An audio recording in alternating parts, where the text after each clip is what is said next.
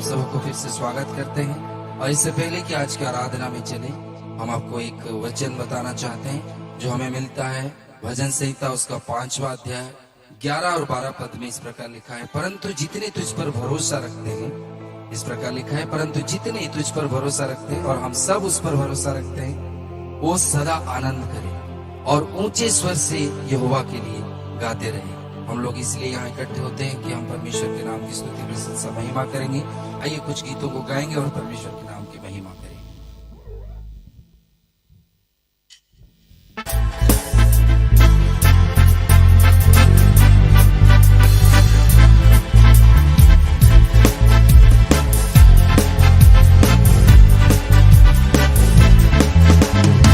आज का दिन यहोवा ने बनाया है, हम उसमें आनंदित हो। आज का दिन यहोवा ने बनाया है, हम उसमें आनंदित हो। आज का दिन यहोवा ने बनाया है, हम उसमें आनंदित हो। प्रभु को महिमा मिले, चाहे हो मेरा अपमान। प्रभु को महिमा मिले, चाहे हो मेरा अपमान। वो बढ़े मैं घटूं, वो बढ़े मैं घटूं, रहे उसी का नाम। आज का दिन यहोवा ने बनाया है, हम उसमें आनंदित हो। आज का दिन यहोवा ने बनाया है, हम उसमें आनंदित हो। स्तुति प्रशंसा करें, क्यों ना कुछ होता रहे, हम परमेश्वर को गाते रहेंगे और कहें, प्रभु तेरी स्तुति हो, तेरी प्रशंसा हो। हालेलुया। स्तुति प्रशंसा करें, क्यों ना कुछ होता रहे। स्तुति प्रशंसा करें, क्यों ना कुछ होता रहे। उसको हम आते रहे, उसको हम आते रहे, चाहे जहां भी रहे। आज का दिन यहोवा ने बनाया है, हम उसमें आनंदित हो। आज का दिन यहोवा ने बनाया है, हम उसमें आनंदित हो। आता हूँ तेरे पास, मुझको दे तुझसे आस। आता हूँ तेरे पास, मुझको दे तुझसे आस। मुझको कबूल कर दे, मुझको कबूल कर ले, पापों से शुद्ध कर दे। आज का दिन यहोवा ने बनाया है, हम उसमें आनंदित हो। आज का दिन यहोवा ने बनाया है, हम उसमें आनंदित हो। और चाहिए तेरा जलाल हमें, और चाहिए परमेश्वर के, और चाहिए तेरा जलाल हमें, और चाहिए प्रभु, और चाहिए तेरा जलाल हमें, और चाहिए। अपनी कुव्वत में आ, अपनी कुदरत में आ, अपनी कुव्वत में आ, अपनी कुदरत में आ। तेरे जोर और जागो जलाल में आ, तेरे जोर और जागो जलाल में आ। तेरे रूप का नशा हमें, और चाहिए, और चाहिए, और चाहिए तेरा जलाल हमें, और चाहिए, और चाहिए, और चाहिए तेरा जलाल हमें, और चाहिए, और चाहिए, और चाहिए, और चाहिए तेरा जलाल हमें। एक बार करें स्तुति प्रशंसा करें, क्यों ना कुछ होता रहे। स्तुति प्रशंसा करें, क्यों ना कुछ होता रहे। उसको हम बाते रहे, उसको हम बाते रहे, चाहे जहां भी रहे। आज का दिन यहोवा ने बनाया है, हम उसमें आनंदित हो। आज का दिन यहोवा ने बनाया है, हम उसमें आनंदित हो। हम उसमें आनंदित हो, हम उसमें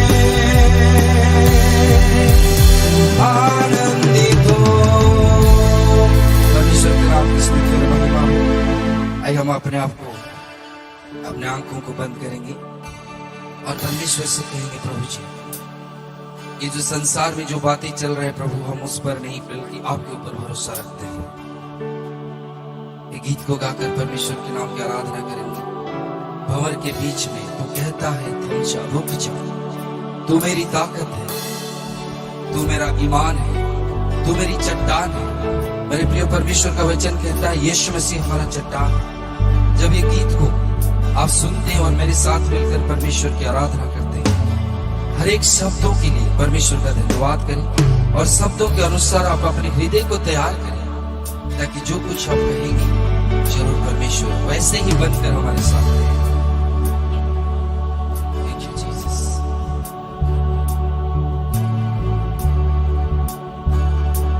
भंवर के बीच में तू कहता है थम जा, तू मेरी ताकत है, तू ही मेरा ईमान। भंवर के बीच में तू कहता है थम जा, तू मेरी ताकत है, तू ही मेरा ईमान। बीते कल में तू साथ मेरे था, आज भी मेरे साथ है खड़ा, आने वाले कल में भी होगा। उठते हुए तूफानों में तू ही मेरी चट्टान, बढ़ती हुई लहरों पे तेरे कदमों के निशान। उठते हुए उफानों में तू ही मेरी चट्टान, बढ़ती हुई लहरों पे तेरे कदमों के निशान। परमेश्वर कहता है अगर हम बीमार हैं आज, अगर हम चंगाई को चाहते हैं, आई गए प्रभु जी बीमारियों में, वो कहता है कि उठ जाओ प्रभु जी। हालेलुया। प्रभु हमें कहता है बीमारियों में तो कहता है उठ जा, यहोवा राफा, तू ही मेरी शिफा। बीमारियों में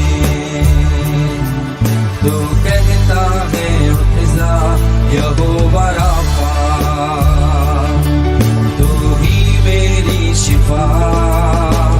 बीते कल में तू साथ मेरे था, आज भी मेरे साथ है खड़ा, आने वाले कल में भी होगा।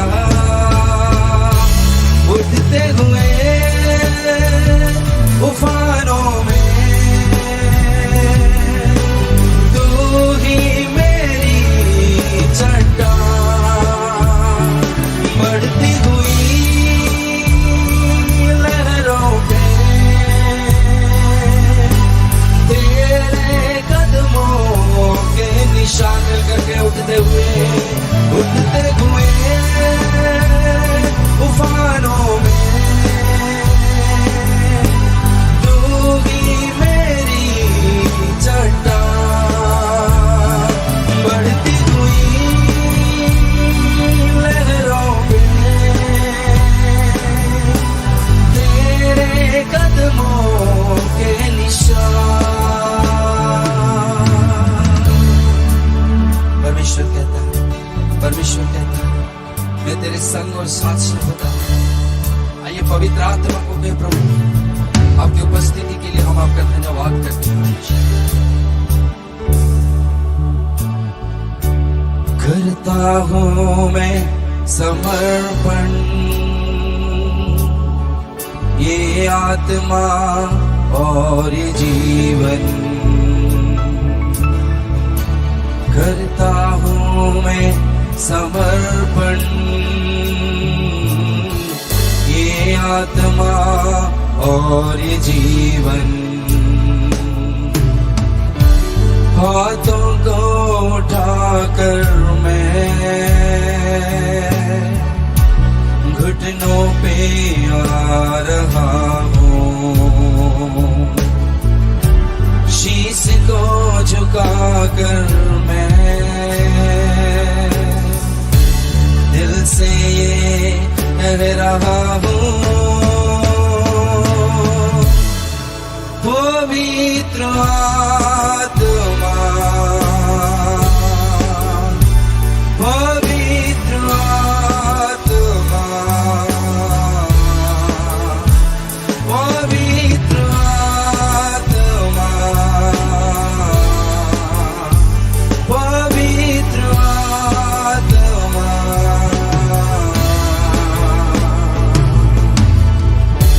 करता हूँ मैं समर्पण, ये आत्मा और ये जीवन। करता हूँ मैं समर्पण,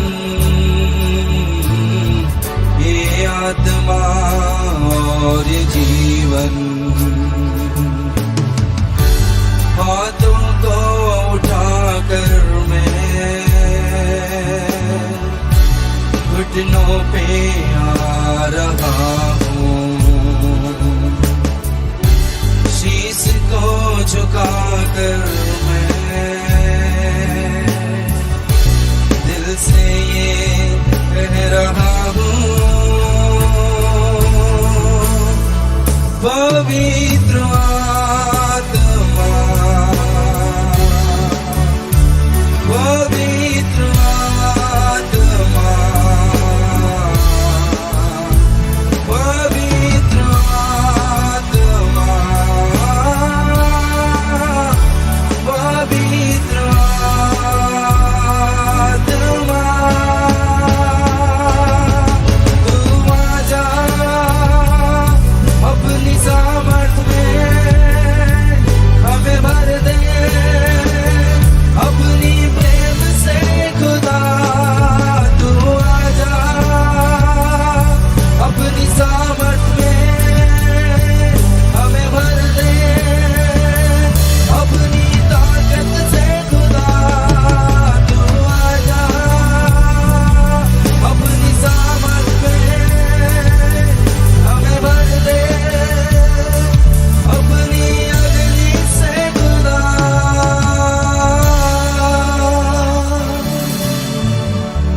पवित्र आत्मा, पवित्र आत्मा। यीशु प्रभु, हम आपका धन्यवाद करते हैं। आप अपने उपस्थिति से, अपनी हुजूरी से हम सबको भरा प्रभु। सारी आदर महिमा खुदावन हम आपको देते हैं। प्रभु यीशु मसीह के नाम में मैं आप सबों का स्वागत करता हूं। आज के इस पवित्र सभा में प्रभु ने हम सबको आने का मौका दिया है। फिर से एक बार जो है वो हमसे बातचीत करना चाहते हैं। तो आइए हम अपने हृदय मनों को तैयार करके बैठें कि परमेश्वर की आवाज़ को हम लोग सुन सकें। सो मेरे प्रियो, मैंने एक नया सीरीज शुरू किया है और जिसका टाइटल है नए नियम के याजक। पिछले सप्ताह मैंने एक ब्रेक लिया था, चूँकि एक महत्वपूर्ण विषय पर मुझे आप लोगों से जो है चर्चा करना था, इसलिए हमने एक सप्ताह इस संदेश पे ब्रेक लिया था और आज हम फिर से जो है उसमें आगे बढ़ेंगे। और इसके पहले कि मैं आगे चलूँ, मैं थोड़ा दोहराना चाहता हूँ ताकि आपके मन में ये ताज़ा हो जाए ये विषय और पिछले हिस्से को आप समझ सके। हम लोग नए नियम की याजक के विषय में हम लोग देख रहे हैं।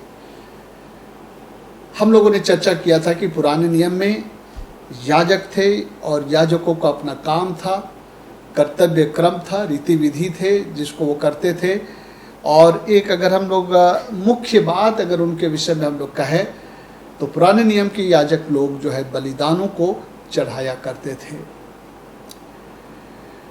वो प्रथा समाप्त हो गई है प्रभु यीशु मसीह के आने के बाद, क्योंकि पुराने नियम के जो बलिदान थे वो प्रभु यीशु मसीह के बलिदान से संबंधित थे या उनका रूपक थे।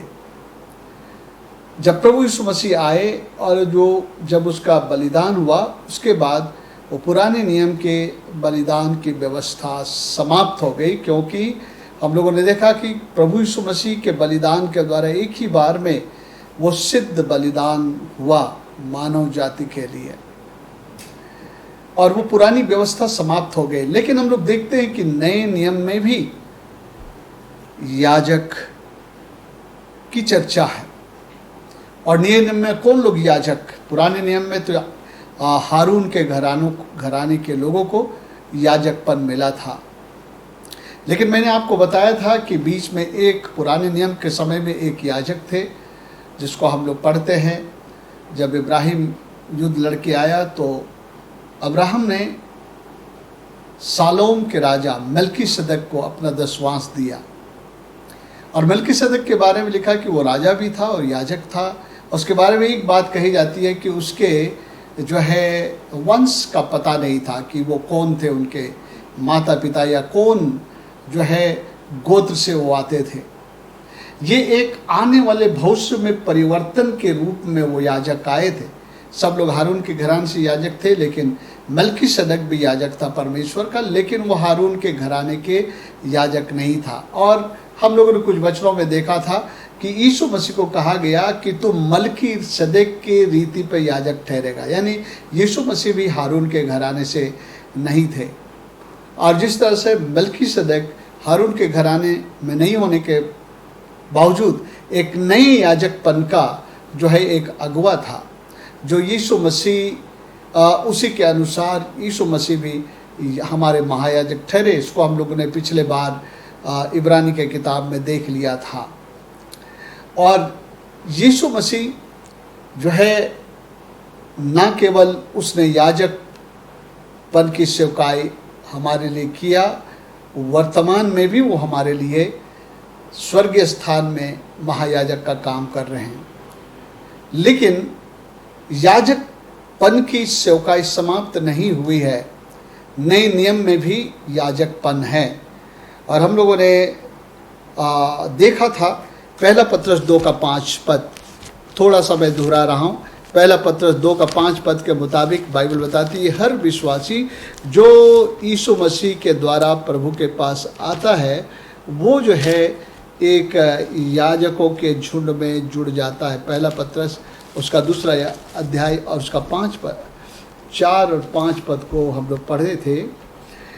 उसके पास आकर, यानी यीशु मसीह के पास आकर, जिसे मनुष्यों ने तो निकम्मा ठहराया परंतु परमेश्वर के निकट चुना हुआ और बहुमूल्य जीवता पत्थर है, तुम भी आप जीवते पत्थरों के समान आत्मिक घर बनते जाते हो, जिससे याजकों का पवित्र समाज बनकर ऐसे आत्मिक बलिदान चढ़ाओ जो यीशु मसीह के द्वारा परमेश्वर को ग्राह्य योग्य है।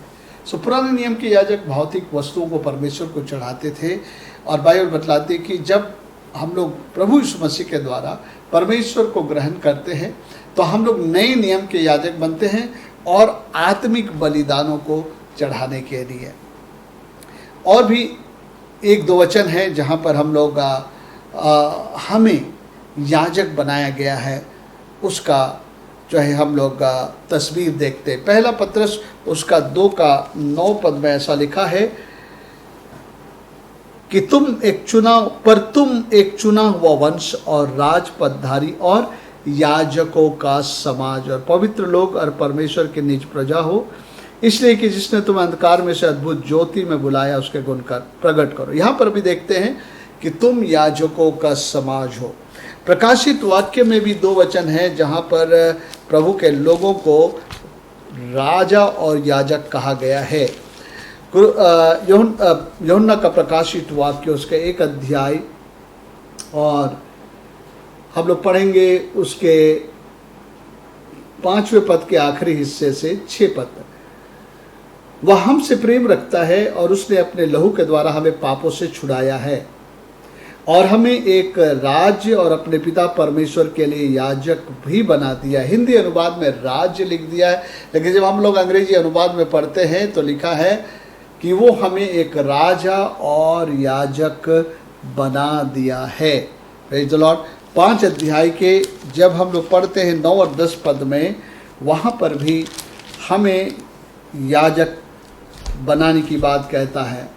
9 और 10 पद में 5वां अध्याय, वे यह नया गीत गाने लगे, तू इस पुस्तक के लेने और इसके मोहरे खोलने के योग्य है, क्योंकि तूने बद्ध होकर अपने लहू से हर एक कुल और भाषा और लोग और जाति में से परमेश्वर के लिए लोगों को मोल लिया है। यानी कि आज जितने लोग प्रभु यीशु मसीह को ग्रहण किए हैं, उसको परमेश्वर ने अपने लहू से मोल लिया है। और आगे लिखता 10 पद में, और उन्हें यानी कि विश्वासियों को हमारे परमेश्वर के लिए एक राज्य और याजक बनाया। हमें एक राजा और याजक बनाया और हम पृथ्वी पर राज करते हैं, ऐसा लिखा है। सो मेरे प्रियो, इन वचनों के द्वारा पता चलता है कि नए नियम के विश्वासी लोग याजक हैं।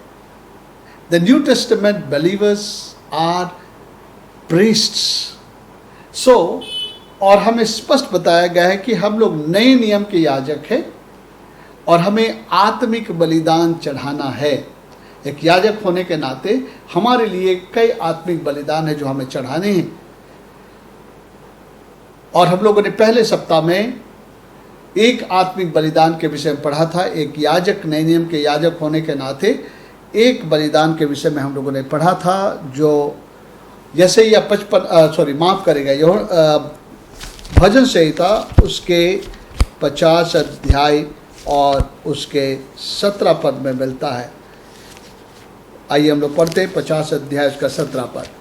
ओके, 51 अध्याय 17 पद, टूटा मन परमेश्वर के योग्य बलिदान है। हे परमेश्वर, तू टूटे और पिसे हुए मन को तुझ नहीं जानता। टूटा हुआ मन का बलिदान, टूटा हुआ मन यहोवा के योग्य बलिदान है। सो मेरे प्रियो, हमने शुरुआत किया हमारे सीरीज का पहला जो बलिदान था, जो हमें याजक होने के नाते चढ़ाना। मैं आपको बताया था कि याजक कोई जो पास्टर या थियोलॉजिकल पढ़ करके आया हुआ विशेष रीति से ऑर्डेन व्यक्ति, वो याजक नहीं है। वो एक कलीसिया को चलाने वाला या उनका अगुवाई करने वाला, एक जिम्मेवारी के साथ जो एक भेड़ की चराई करने वाला हो सकता है। लेकिन हर विश्वासी और वो पास्टर सभी कोई याजक पद में हैं और सभी को अपने इस याजक पद को निभाना है। सो हमने देखा था टूटा हुआ मन परमेश्वर के योग्य बलिदान है। परमेश्वर चाहता है कि उसके लोगों का मन टूटा हुआ हो। अंग्रेजी में लिखा कॉन्ट्राइट हार्ट। सो मेरे प्रिय, हमने देखा था ये टूटा हुआ मन का बलिदान क्या है। नंबर 1, पाप के लिए दुखी और पश्चातापी मन, जो कि अगर पाप का एहसास होता है तो तुरंत उसके लिए दुखी होकर प्रभु से क्षमा मांगता है और पश्चाताप करता है। वो अपने पाप में पड़ा नहीं रहता। बहुत सारे लोग पाप करते हैं और पाप में पड़े रहते हैं पवित्र आत्मा के दर्शाने के बाद भी। दूसरी बात है, टूटा हुआ मन वाले लोग कौन है? एक ऐसा हृदय जो परमेश्वर के वचन के प्रति कोमल और लचीला है। यानी कि प्रभु का वचन जो मेरे जीवन में करना चाहता है ना, वो ऐसे लचीला और नरम है। मतलब परमेश्वर का वचन उसको जैसा चाहे वैसा उनको रूप दे सकता है, उसको मोल्ड कर सकता है। और तीसरा हमने कहा था कि टूटे हुए मन के लोग कौन हैं? जो जानते हैं कि दूसरों पर कैसे दया की जाती है और उनके लिए कैसे बोझ से प्रार्थना किया जाता है। ये चिन्ह है टूटे हुए मन वालों के लिए और परमेश्वर के योग्य ये आत्मिक बलिदान है। सो मेरे प्रियो, क्या हम टूटे हुए मन के लोग हैं, या तो हम परमेश्वर के पवित्र आत्मा के दर्शाने के बाद भी हम अपने मन की कठोरता में बने रहते हैं और परमेश्वर की ओर फिरते नहीं हैं, परमेश्वर क्षमा नहीं मांगते हैं, हम अपने पाप में अपने जीवन को जारी करते हैं। मेरे प्रियो, ऐसे लोगों से परमेश्वर प्रसन्न नहीं होता। लेकिन टूटा हुआ मन यहोवा के योग्य बलिदान है। ये एक आत्मिक बलिदान है और नए नियम के याजकों को इस बलिदान को चढ़ाना है। प्रत्येक दिन के जीवन में। सो यहाँ तक हम लोगों ने देखा था, और आज मैं आपको और एक दूसरे बलिदान में मैं लेकर के चलूँगा, और आज हम लोग इस बलिदान के विषय में देखेंगे। और इस बलिदान को जो है मैं कहता हूँ जीवता, पवित्र और भावता हुआ बलिदान। जीवता, पवित्र और भावता हुआ बलिदान, living sacrifice, holy and acceptable unto our God. मेरे प्रियो, जीवता, पवित्र और भावता हुआ बलिदान। आए हम लोग इसके लिए पढ़ेंगे रोमियो उसका 12 अध्याय। रोमियो उसका 12 अध्याय में इस प्रकार से लिखा है, इसलिए हे भाइयों, मैं तुमसे परमेश्वर की दया स्मरण दिलाकर विनती करता हूँ कि अपने शरीरों को जीवित, पवित्र और परमेश्वर को भावता हुआ बलिदान करके चढ़ाओ, यही तुम्हारी आत्मिक सेवा है। मेरे प्रियो, ये नए नियम के याजकों के लिए चढ़ाने के लिए बलिदान है। क्या बलिदान है? जीवित, पवित्र और भावता हुआ बलिदान। जब हम इस अध्याय का शुरुआत करते 12 अध्याय का, उसमें लिखा इसलिए हे भाइयों, इसलिए हे भाइयों। अगर इस तरह से कोई वाक्य शुरू होता है तो उसका मतलब है पीछे की बातों को स्मरण करो, यानी कि पीछे जो चैप्टर्स हैं उनका स्मरण करो। 11 अध्याय को स्मरण करो, 10 अध्याय को स्मरण करो। जब इसको आप पढ़ते हैं, जब आप इसको पढ़ करके आप पाएंगे तो उद्धार के विषय में पौलुस यहाँ चर्चा करता है, और जो है वो अपने लोगों के उद्धार के लिए जो बहुत ही ललायत है कि मेरे लोगों का उद्धार हो। और 11 अध्याय में हम लोग देखते हैं कि किस प्रकार से जो है इस्राएली लोग परमेश्वर से फिरे, उनका मन कठोर हुआ, और जब उनका मन कठोर हुआ तो उसके बाद अन्य जातियों के लिए परमेश्वर ने उद्धार का मार्ग खोला, और अन्य जाति लोग और इस्राएली लोग छूट गए। और फिर जो है अभी भी जो है इस्राएली लोग उस उद्धार को नहीं समझे। कुछ लोग जो परमेश्वर को जान गए हैं, यहूदियों के बीच में से कुछ लोग नहीं जाने हैं। और इस्राएली लोग जब परमेश्वर से दूर हुए तो अन्य जातियों को मौका मिला कि वो प्रभु के पास आए और उद्धार पाए, और उसी की चर्चा वो करता है कि इस्राएलियों के परमेश्वर के विरुद्ध जाने के कारण हमारे लिए मौका मिला कि हम लोग जो दूर थे, परमेश्वर के विरोध थे, अब हम लोग उद्धार पा गए, यानी अन्य जाति लोग।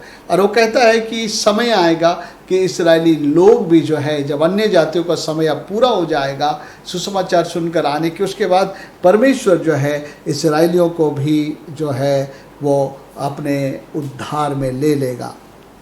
और इसी बातों की चर्चा करते हुए कि परमेश्वर ने कैसे अपनी दया को प्रकट किया है। जब हम लोग पढ़ते हैं कि आइए हम लोग यहाँ से पढ़ते हैं 28 पद से, सुसमाचार के भाव से तो तुम्हारे लिए वे परमेश्वर के बैरी है, मतलब इस्राएलियों के बारे में कह रहा है, क्योंकि उन्होंने परमेश्वर को ठुकरा दिया, परंतु चुन लिए जाने के भाव से बाप दादों के कारण प्यारे हैं। मैं 11 अध्याय को पढ़ रहा हूँ। ऐसे तो इस्राएली लोग अभी परमेश्वर के बैरी हैं, और लेकिन परमेश्वर के चुनने के अनुसार वो परमेश्वर के प्रिय हैं, क्योंकि परमेश्वर की वरदान और बुलाहट अटल है। मतलब परमेश्वर ने जो इस्राएलियों पर चित्त लगाया था, उनको बुलाया था, वो परमेश्वर का अटल है। वो भी एक दिन लौट कर आएंगे प्रभु के पास। क्योंकि जैसे तुमने पहले परमेश्वर की आज्ञा ना मानी, परंतु अभी उसकी आज्ञा ना मानने से तुम पर दया हुई। उसकी आज्ञा ना मानने से तुम पर दया, मतलब इस्राएली लोग परमेश्वर के संतान थे, है ना। और लोगों ने हम लोग पहले परमेश्वर की आज्ञा नहीं मानते थे, लेकिन इस्राएली लोग परमेश्वर की आज्ञा नहीं माने तो परमेश्वर के द्वारा हम पर दया हुई, जो अन्य जातियों पर। वैसे ही उन्होंने भी अब आज्ञा ना मानी कि तुम पर जो दया होती है इससे उन पर भी दया हो, क्योंकि परमेश्वर ने सबको आज्ञा उल्लंघन का बंदी बनाकर रखा ताकि वह सब पर दया करे। यानी कि एक बार अन्य जाति लोग परमेश्वर से अलग रहे आज्ञा नहीं मानने के कारण, लेकिन इस्राएली लोग आज्ञा जब नहीं माने तो परमेश्वर इस्राएलियों के लिए द्वार खोल दिया, अन्य जातियों के लिए द्वार खोल दिया कि हम लोग जो है परमेश्वर के संतान बन जाए। और इस्राएली लोग जो अभी आज्ञाकारी नहीं हैं वो भी जो है एक दिन प्रभु के पास आएंगे। इसलिए कहता है 33 पद में, आहा परमेश्वर का धन बुद्धि और ज्ञान क्या ही गंभीर है, उसके विचार कैसे अथाह हैं, उसके मार्ग कैसे अगम्य हैं। उसका कहने का मतलब है कि इस्राएली लोग जो चुने हुए थे वो दूर हो गए आज्ञा नहीं मान करके, तो हम जो आज्ञा मानने वाले नहीं थे, हम लोगों को यीशु मसीह के द्वारा हम पर दया के उनके संतान ठहरे। और चूंकि इस्राएली लोग भी अभी आज्ञा नहीं मान रहे हैं, लेकिन एक समय आने वाला है कि वो भी प्रभु के पास आएंगे और परमेश्वर उनके पापों को भी क्षमा कर देगा। सो परमेश्वर की दया की बात कह रहा है। तो इसीलिए परमेश्वर की दया जब हम पर हुई है, हम जो परमेश्वर के संतान नहीं थे, अब हम यीशु मसीह में परमेश्वर के संतान बन गए हैं। इसलिए कहता है, इसलिए हे भाइयों मैं तुमसे परमेश्वर की दया स्मरण दिलाकर विनती करता हूँ। हम लोग अयोग्य थे, अन्य जाति लोग परमेश्वर के संतान नहीं हो सकते थे वो लोग, लेकिन परमेश्वर ने अपने दया के द्वारा हमें भी जो है, हम लोगों ने देखा कि उसने हमें एडॉप्ट कर लिया, हमको जो है उसने लेपालक पुत्र और पुत्रियां बना लिया। तो बोलता जब इतनी बड़ी दया हुई है तो परमेश्वर की इस दया और कृपा के प्रति हमारी कृतज्ञता किस प्रकार परमेश्वर को प्रकट होना चाहिए। बिल्कुल इसी तरह से परमेश्वर की दया, उसके प्रेम और उसकी कृपा का प्रत्युत्तर हमें कैसे देना चाहिए कि हम अपने शरीरों को जीवित, पवित्र और परमेश्वर को भावता हुआ बलिदान करके चढ़ाओ, यही तुम्हारी आत्मिक सेवा। मेरे प्रियो, पुराने नियम के याजक तो एक पशु को लाते थे और पशु को वध करते थे और उसको वेदी पर चढ़ाते थे, लेकिन नए नियम के याजक लोग खुद एक जीवित व्यक्ति अपने आप को वेदी में रखता है, पवित्र करके अपने आप को अलग करके, और इससे परमेश्वर के सामने उसका जीवन ग्रहण योग्य होता है और परमेश्वर को भाता है जब एक व्यक्ति अपने जीवन को वेदी में रखता है। सो मेरे प्रियो, उस बलिदान में तो पशु को जो वेदी पे बलिदान होने जा रहा था वो स्वयं की इच्छा से नहीं आता था, क्योंकि उसको दबाव दे करके घसीट कर या ढकेल कर वहाँ तक लाया जाता था, उसका बलिदान किया जाता था। वो एक प्रतीक था उस बलिदान का जो यीशु मसीह के द्वारा होना था। और आपको मालूम है यीशु मसीह ने स्वेच्छा से अपने आप को बलिदान दिया, क्योंकि इब्रानी की किताब में लिखता है, हे प्रभु देख मैं आ गया हूँ कि तेरी इच्छा को पूरी करो। ये स्वेच्छा से यीशु मसीह अपने आप को परमेश्वर के लिए देने के लिए आया। इब्रानियों उसका 10 अध्याय और हम लोग पढ़ते हैं 5 पद से, इस कारण वह जगत में आते समय यीशु मसीह कहता है, बलिदान और भेंट तूने ना चाही पर मेरे लिए एक देह तैयार की है, और होम बलि और पाप बलियों से तू प्रसन्न नहीं हुआ। तब मैंने कहा, देख मैं आ गया हूँ और पवित्र शास्त्र में मेरे विषय में लिखा हुआ है, ताकि हे परमेश्वर तेरी इच्छा पूरी करूं। बोलता है तूने उस भेंट बलिदानों से को नहीं चाहा, लेकिन प्रभु तूने मेरे लिए देह तैयार किया कि अब मैं अपनी इच्छा से मैं बलिदान बनूं। सो जीवता पवित्र भावता बलिदान के एक जीवित व्यक्ति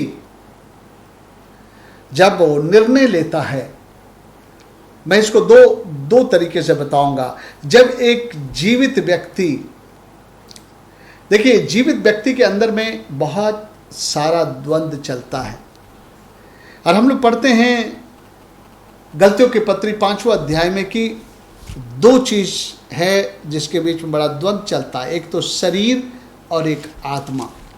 ओके, हम लोग पढ़ते हैं शरीर और आत्मा एक दूसरे के हमेशा विपरीत चलते हैं। शरीर अपने लालसाओं और अभिलाषाओं के अनुसार चलना चाहता है, लेकिन आत्मा चाहता है कि मैं अपने प्रभु की इच्छा के अनुसार चलो। सो हर दिन हमारे पास एक लड़ाई है।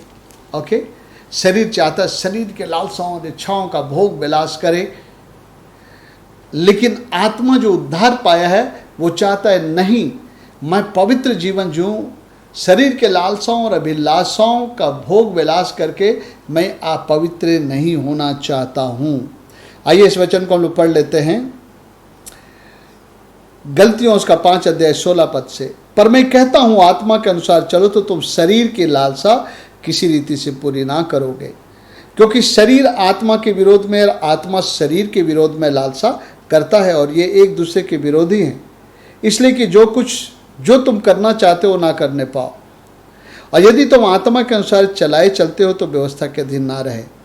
शरीर के काम तो प्रकट है, अर्थात व्यभिचार, गंदे काम, लुचपन, मूर्ति पूजा, टोना, बैर, झगड़ा, ईर्षा, क्रोध, विरोध, फूट, विधर्म, डाह, मतवालापन, लीला कीड़ा और इनके जैसे और काम है, जिसके विषय में मैं तुमसे पहले ही कह देता हूँ, जैसा कह भी चुका हूँ कि ऐसे ऐसे काम करने वाले परमेश्वर के राज्य के वारिस नहीं होंगे।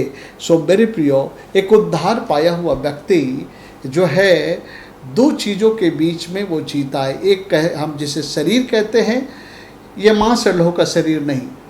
शरीर जो पौलुस ने बाइबल में कहा है शरीर, वो इस शरीर के अंदर में वो पाप में अशुद्ध लालसाएं और अभिलाषाएं, जिसको परमेश्वर अशुद्ध और अपवित्र करता है कहता है, वैसे इस शरीर के अंदर की अभिलाषाएं जिसमें जीने की इच्छा होती है।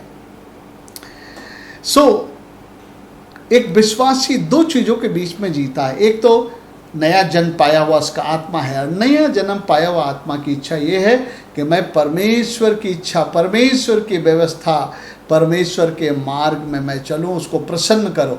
लेकिन इस शरीर के अंदर में हमारे पास ये जो पापमय लालसाएं, अभिलाषाएं, वे हमें उसकी ओर खींचती है, हमारे आँखों को उन पापों को खींचती है, हमारे मन के विचारों में पापों के विचार को लाती है। हम अपने शरीर से उन कामों को करना चाहते हैं जो किसी प्रकार की हमें जो है अनुभूति देती है, एक प्रकार का जो है आपको किसी प्रकार का जो है भोग का अनुमति देता है, और ऐसा करने के लिए हमारा खिंचाव होता है।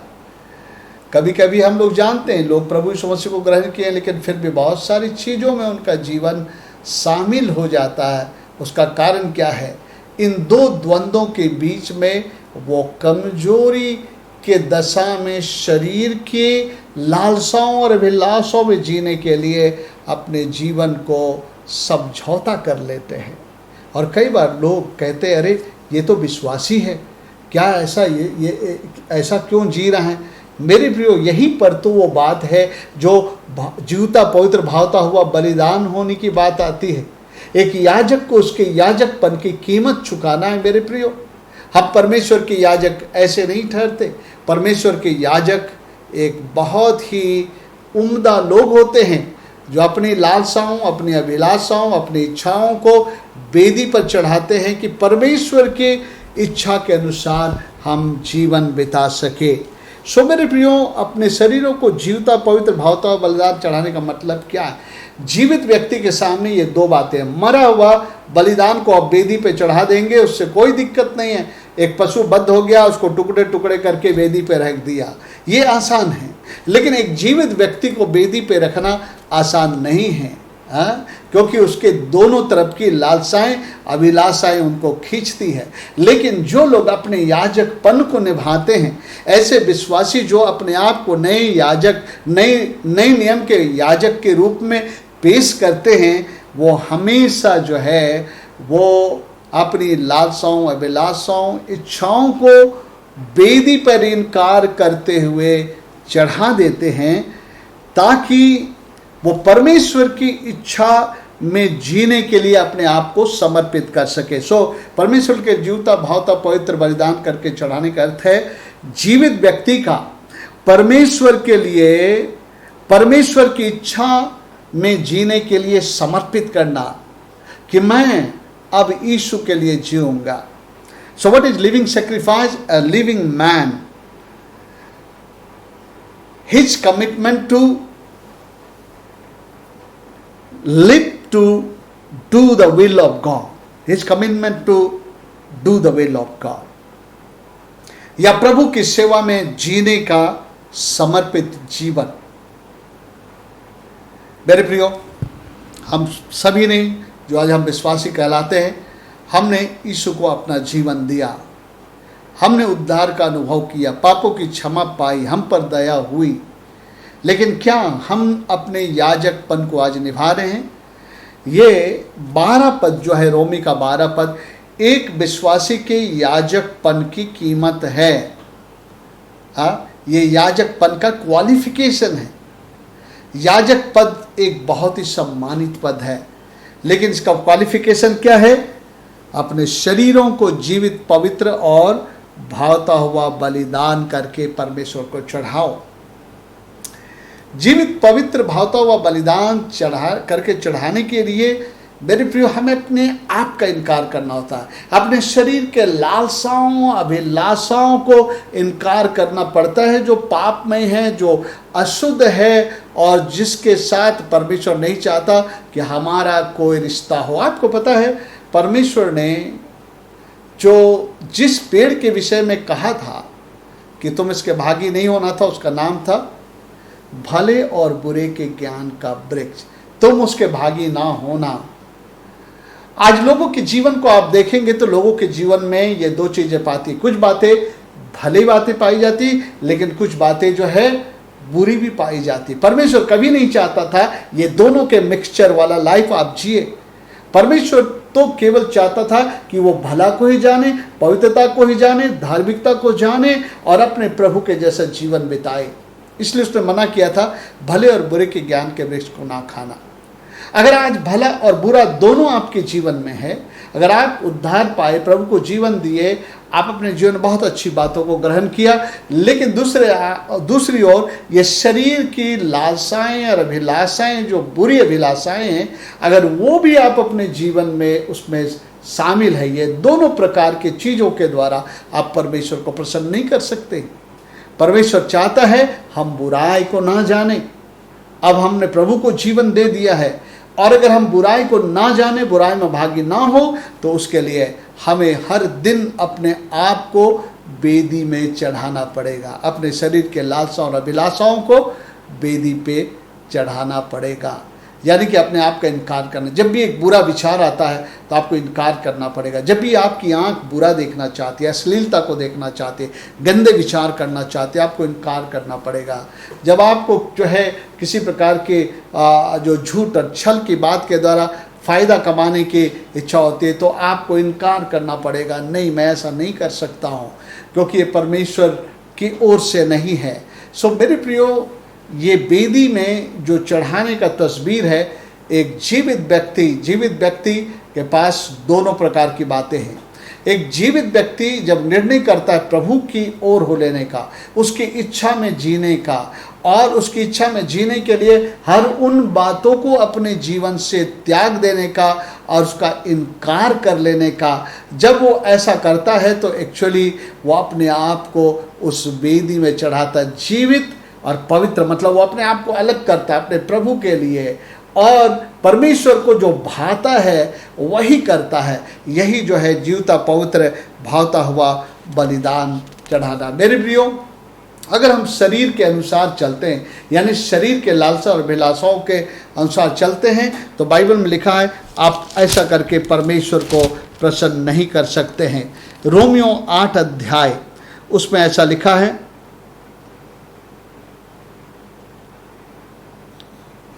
आइए हम लोग पढ़ेंगे 5 पद से, 6 पद से पढ़ते हैं।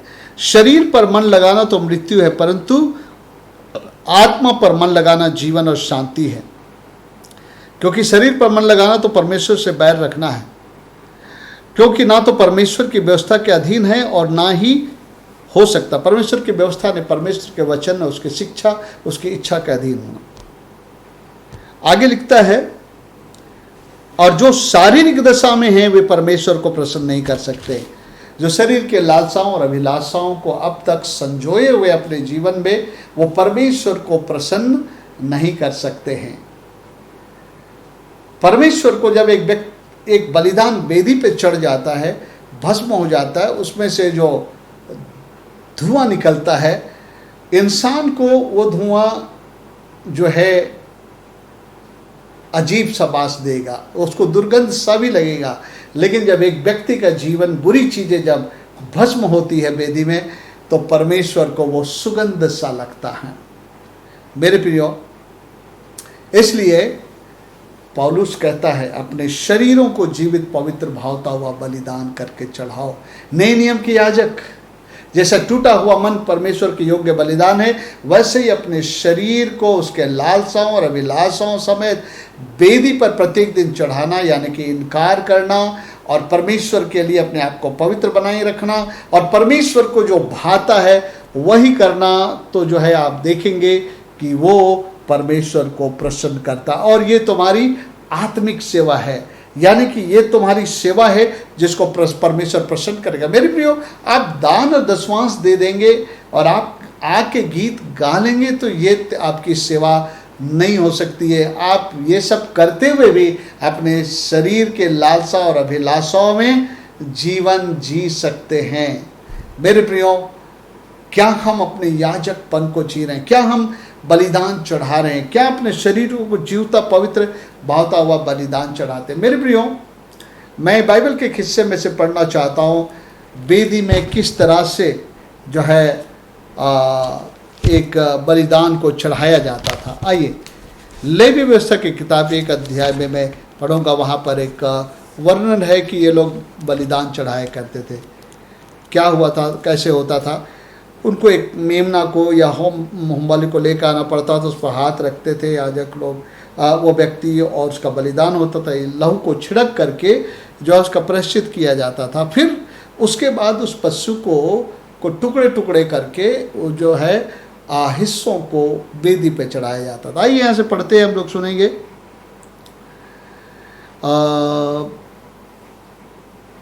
जब होम बलि कर दिया जाता, उसका लहू छिड़क दिया जाता था, उसके बाद जो है उसके हिस्सों को टुकड़े टुकड़े करके आग में जलाया जाता था। 6 पद से पढ़ता हूँ। 1 अध्याय होम बलि की विधि में 1 अध्याय 6 पद, आप पूरे शुरुआत से पढ़ लीजिएगा। उसमें क्या लिखा है? फिर वह होम बलि पशु की खाल निकाल कर उस पशु को टुकड़े टुकड़े करे, तब हारून याजक के पुत्र वेदी पर आग रखे और आग पर लकड़ी सजा कर रखे। आग हमेशा पवित्र आत्मा को भी दर्शाता है। और हारून के पुत्र जो याजक हैं, वे सिर और चर्बी समेत पशु के टुकड़ों को उस लकड़ी पर जो वेदी के आग पर होगी सजा कर रखे, और वह उसकी अतड़ियों और पैरों को जल से धोए। तब याजक सबको वेदी पर जलाएं कि वह होम बलि यहोवा के लिए सुखदायक सुगंध ठहरे। कहता उसको टुकड़े टुकड़े करे, और क्या कहता है? सिर को चर्बी समेत। चर्बी हमेशा अपने बल को दिखलाता है। बहुत बार हम अपने बल पे जीते हैं, है ना, अपने बल पे, अपने बुद्धि पे जीते हैं। वो हमारा पर्सनल चर्बी बोलते हैं ना, बहुत बार बहुत लोगों का तुम्हारा बहुत चर्बी हो गया, वाला घमंड हो गया, तुम सोचते हो कुछ हो। सो मेरे प्रियो, बोलता है सिर को। जब हम सिर को देखते हैं ना, सिर में 2-3 चीज़ें हैं। एक तो आँख है, एक तो हमारा मन है, एक तो हमारी कान है, और एक तो हमारा मुंह है। और इन चारों चीज़ों से हम लोग बहुत पाप करते हैं। आँखों से पाप करते हैं, मुंह से भी हम पाप करते हैं, कानों से भी हम पाप करते हैं। मुंह से हम जब गलत बातें करते, छल की बातें बोलते, झूठ बोलते हैं, गंदी बातें करते, पाप करते हैं। हम आँखों से पाप करते हैं जब हम जो है गलत चीज़ों को देखते हैं। हर ऐसे अपवित्रता को हम देखने की कोशिश करते हैं, तो हम जो है आँखों से पाप करते हैं। इसको आँखों के वजह से। कान, हम गलत बातों को सुन सकते हैं, गलत चुगलियों को सुन सकते हैं, और जो है हम इस मन के अंदर में बुरे बुरे विचारों कर सकते हैं। ये सब कुछ वेदी के अंदर में सौंपना मेरे प्रियो। हमारी आँख, हमारा मुंह, हमारा कान और हमारे सोच की दुनिया को वेदी में सौंपना है। हमें अपने बल को वेदी पे सौंपना है। हमारे अंदर की बातों को, यहाँ लिखा है, और वह उसकी अतड़ियों और पैरों को जल से। अतड़ियाँ हमेशा अंदरूनी भाग को दिखलाता है। जब बाइबल बोलता है ना, शरीर और आत्मा दोनों की मलिनता को, ओके, पैरों को जल से, पैर हमारे चाल चलन को दिखलाता है। हमारे चाल चलन कैसे, ये सब को वेदी में चढ़ाने के लिए कहता है। जब हम ऐसा करते हैं, वेदी में हम समर्पित हो जाते हैं। हम कहते हैं नहीं, मैं अपने शरीर के लालसा अभिलाषा इच्छा में नहीं चलूँगा, मैं परमेश्वर की इच्छा के खिलाफ नहीं जाऊँगा, मैं जो परमेश्वर को नहीं भाता वो नहीं करूँगा। तो जो है आप अपने आप को वेदी में सौंप देते हैं मेरे प्रियो। और आप परमेश्वर के लिए स्वयं के जीवन से एक आत्मिक बलिदान चढ़ाते हैं और ये जीवन परमेश्वर को प्रसन्न करता है, एक सुखदायक सुगंध सा आपका जीवन बनता है। सो मेरे प्रियो, ये हम दूसरे बलिदान के बारे में बात करें। कौन सा बलिदान है? जीवता, पवित्र और भावता हुआ बलिदान। एक नए नियम का याजक टूटे मन का बलिदान चढ़ाता है और वो जीवता, पवित्र और भावता हुआ बलिदान चढ़ाता है। अरे जीवता, पवित्र, भावता हुआ बलिदान अंतिम श्वास तक हमको चढ़ाना पड़ेगा, क्योंकि जिस संसार में हम रहते हैं और जिस शरीर में हम रहते हैं, जब तक ये शरीर यीशु को बादलों से आते हुए नहीं देखेगा और बदल के महिमा में नहीं हो जाएगा, तब तक कि शरीर के अंदर में वो लालसाएं और अभिलाषाएं जो है हमेशा आपको आकर्षित करेगी। प्रत्येक दिन आप जब बाजार में होंगे तब, जब आप घर में होंगे तब, आप कहीं पर भी होंगे, इवन चर्च में भी बैठे होंगे, वहाँ पर भी आपका शरीर आपको आकर्षित करता रहेगा। लेकिन क्या हर पल हर क्षण आप जो है हर कुछ को परमेश्वर के अधीन कर देते हैं? हर एक विचारों को, सबको पकड़ के प्रभु यीशु मसीह के अधीन कर देते हैं, या तो आप उसके अधीनता में आ जाते हैं? नए नियम के याजक आत्मिक बलिदान चढ़ाते हैं, अपने शरीरों को जीवित, पवित्र और भावता बलिदान करके परमेश्वर को चढ़ाओ, क्योंकि ये शरीर परमेश्वर का मंदिर है और इस शरीर के द्वारा हमें परमेश्वर की महिमा करना है। इस शरीर के उन लालसाओं विलासों के द्वारा हमें अशुद्ध नहीं होना है। आइए हम लोग इस वचन को पढ़ करके अंत करेंगे।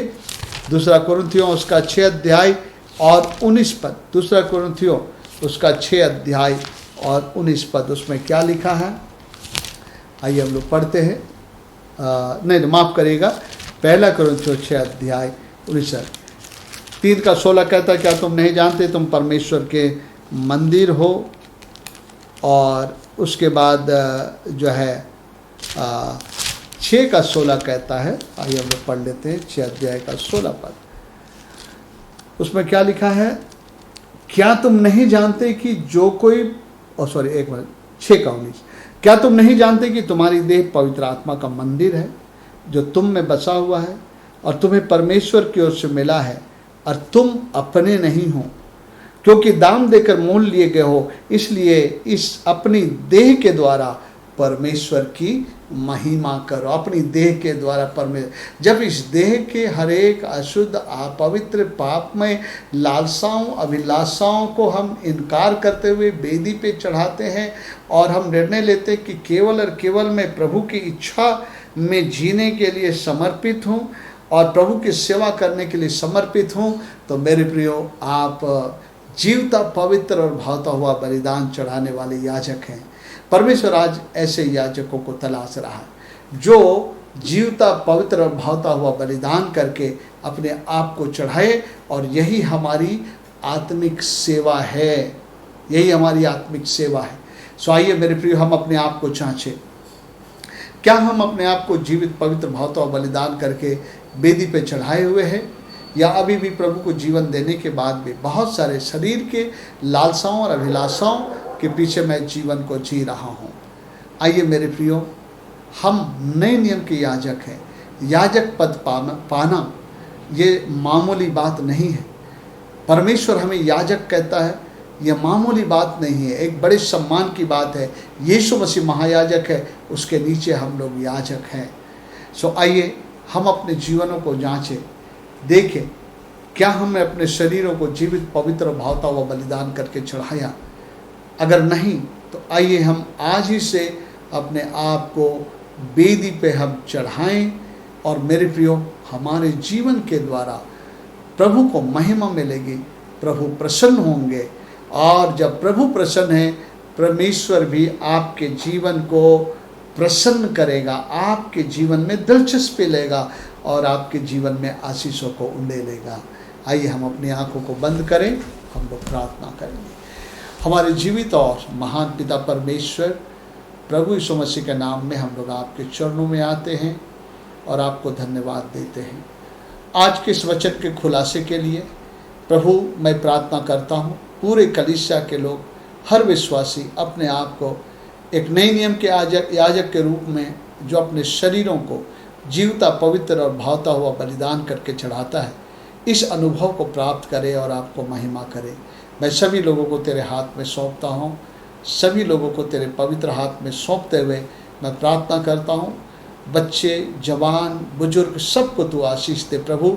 और इन दिनों में हमारी आंखों को खोल अपने वचन के द्वारा, कि हम अपने नए नियम के याजकपन को समझ पाए और इसके द्वारा हम आपकी सेवा करें।